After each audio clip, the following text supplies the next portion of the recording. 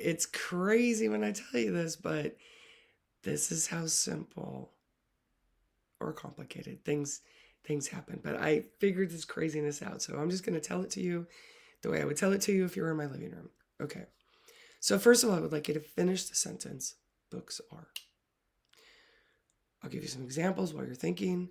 I've heard challenging, I've heard inspiring, I've heard breathtaking, I've heard essential, I've heard information. They were all eyes. It's so funny, I can't remember. But there's, I'm just going to keep going. So there's just so many different answers to books are. No one has ever said books are a rectangle with words. No one.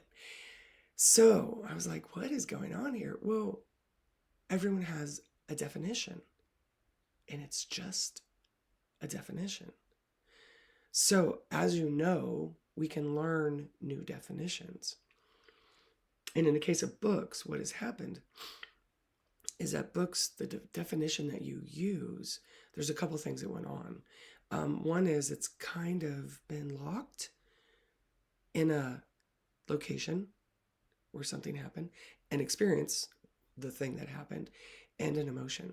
So imagine that if, you're saying books are, but back in time, when you start thinking about your early literacy memories, somewhere in there is when books became the word you just said.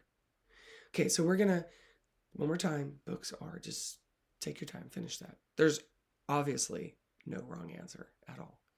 Okay, but now I'm going to go talk about food.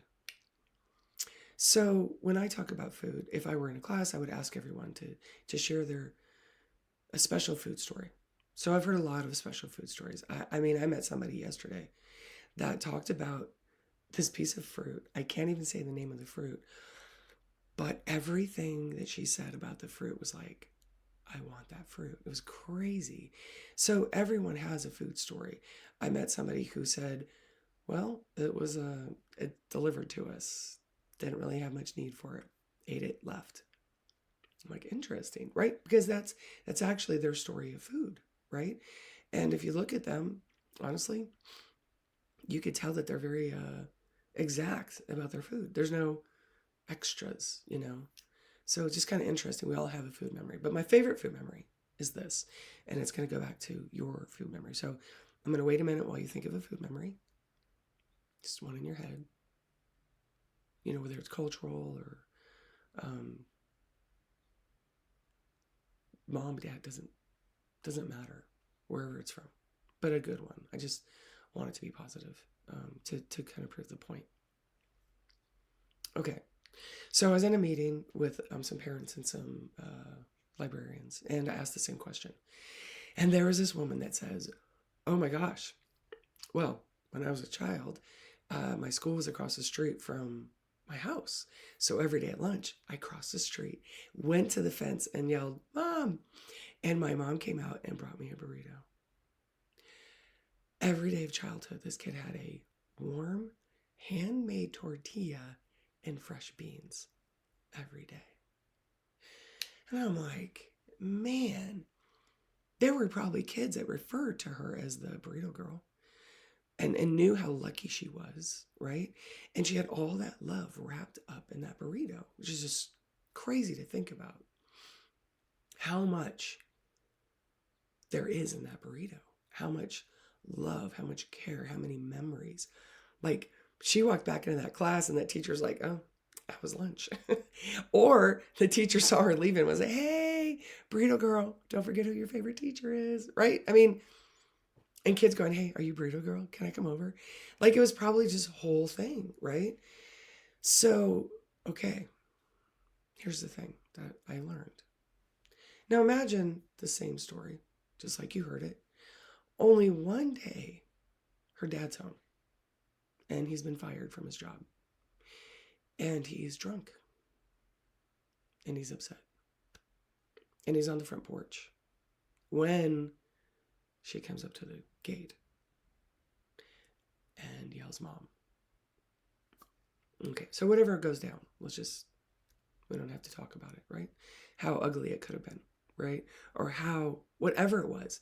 The ugliness factor probably depends on, your imagination of people in that situation. But even if he was just sitting there on a work day, drunk, angry, do you see what it would do to the burrito? Do you see what would happen to the burrito if he was angry? Do you see what would happen to the burrito if he yelled at his wife for spoiling their child?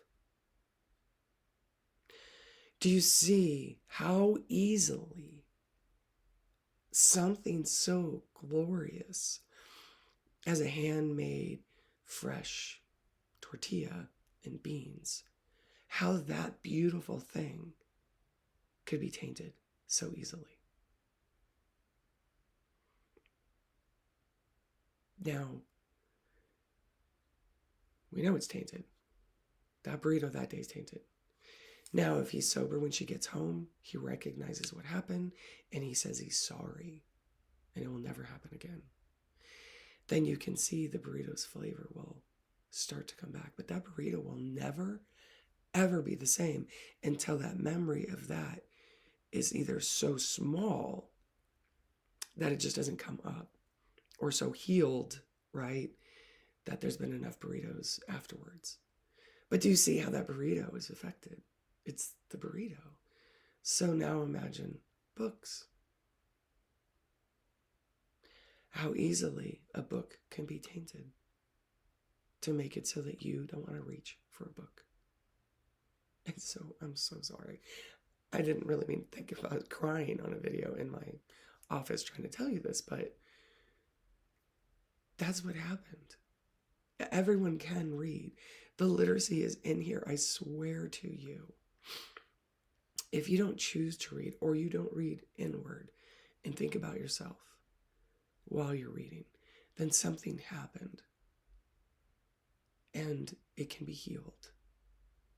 And then you can grow to see why people are reading and what they're doing, right? And so I just want you to understand what I learned is that the burrito can be changed. And if a burrito can be changed, how easy would it be to have a kid with an accent speaking, or a kid reading because the teacher made them read out loud? They're reading out loud and it's being reinforced that they can't read.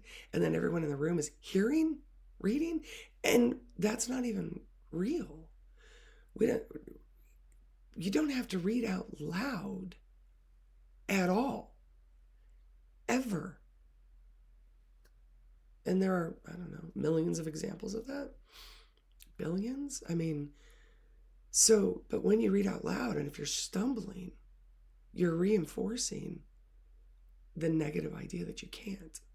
And then if people laugh, then you're putting in the negative reinforcement with a crap load of shame. And you put those two together, and it makes you not reach. It changes the flavor of the books. So if you'd had an extraordinary experience, it could still be ruined. You could have terrible experiences also and have it remade. That's what we're here for, is to reshape how books are. But for right now, for this short video, that's it. That's the key. So whatever books are to you right now, if you're great with the definition, great. Let me teach you how to help other people. But if you're not great with the definition, there's more. And I can help. But it's that simple. And it's that simple.